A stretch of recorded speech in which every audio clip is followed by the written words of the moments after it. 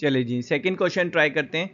It's slightly different but interesting question. यहाँ पर हमें जो गिवन है कि एक पर्टिकुलर एपी में जो थर्ड और सेवेंथ टर्म है उनका सम जो है वो 6 है, that is T3 plus T7 is 6।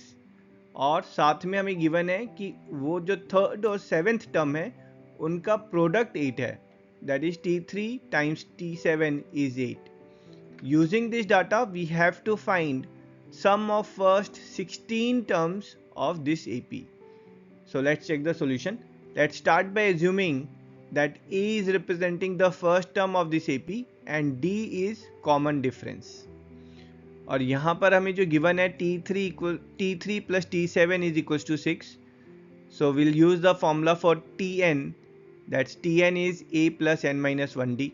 तो T3 कितना होगा? That will be A plus 2D, and T7 that will be A plus 6D. So we have A plus 2D plus A plus 6D is 6 और 2A plus 8D is 6. पूरी equation को 2 से divide करते हैं तो A जो है that will be A plus 4D is 3 और A की वैल्यू कितनी हो जाएगी? 3 minus 4D. Now let's take the second data which is given to us. So T3 times T7 is 8. Again T3 is A plus 2D, T7 is A plus 6D. अब यहाँ पर we'll replace this A with 3 minus 4D which we have derived earlier. तो यहाँ पर A की जगह पर दोनों तरफ 3 minus 4D से हम replace कर रहे हैं. So here minus 4D plus 2D, that's minus 2D, and minus 4D plus 6D, that's plus 2D. तो ये जो हमारे पास इक्वेशन आ रही है that is in form of A minus B A plus B. तो will use that identity, so it will be A square minus B square. A square is 9, B square is 4D square.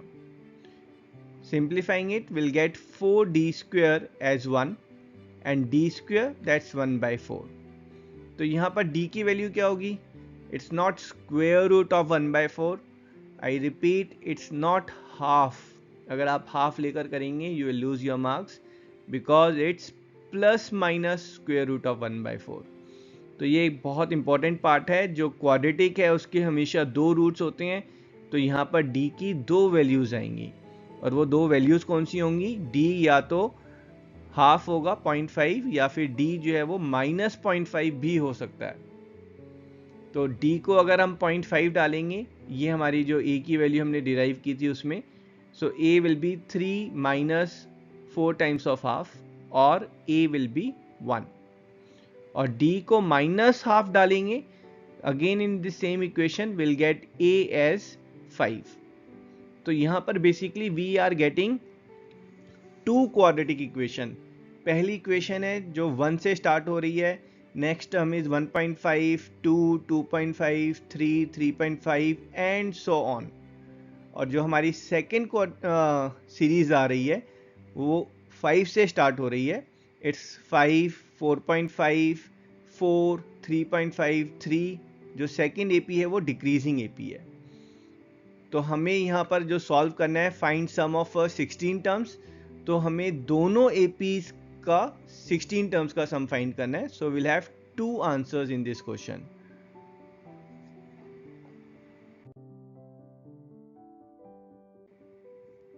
तो sum find करने के लिए will use our formula for Sn, that Sn is n by 2 times 2a plus n minus 1d.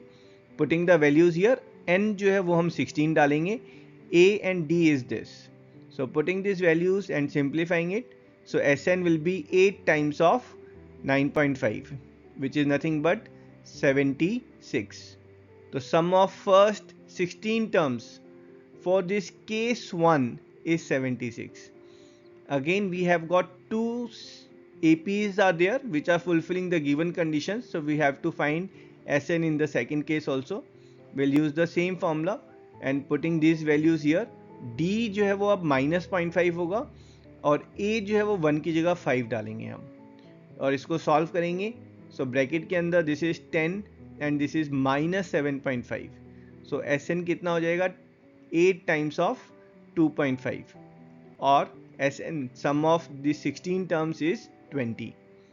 and thus we can say that AP which is fulfilling these conditions, so there are two possible cases, and sum of 16 terms in each case will be 76 and 20, and that's our answer.